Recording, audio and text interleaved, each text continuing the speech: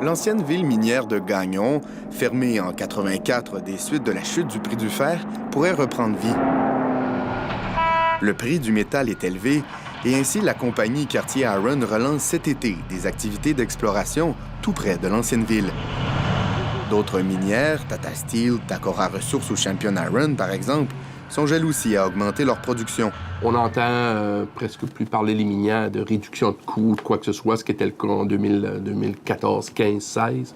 Là, on sent vraiment une volonté de produire le plus possible. Le prix est au rendez-vous.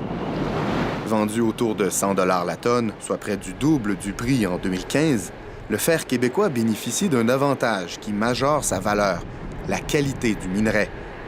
Exporté avec une pureté parmi les plus élevées du marché, le minerai de fer de la fosse du Labrador tient le haut du pavé dans le marché mondial qui souhaite réduire ses émissions polluantes.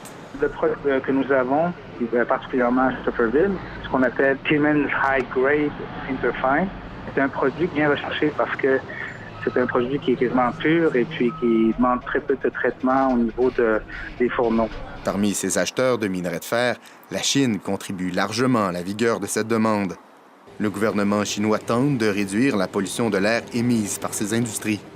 Et alors que se terminait la semaine dernière un sommet d'industriels du fer à Singapour, le message des aciéristes chinois, selon l'agence Reuters, c'est qu'il est temps pour l'Empire du Milieu d'acheter du minerai de haute qualité. Les mesures qui ont été mises en place par la Chine auparavant, c'est certain que la demande serait là. Et puis, si la Chine était capable vraiment de produire plus, je ne crois pas qu'il se priverait de le produire. Alors que les mines du Nord québécois reprennent leurs activités avec l'arrivée de la belle saison, l'horizon paraît bien lumineux pour les producteurs de fer.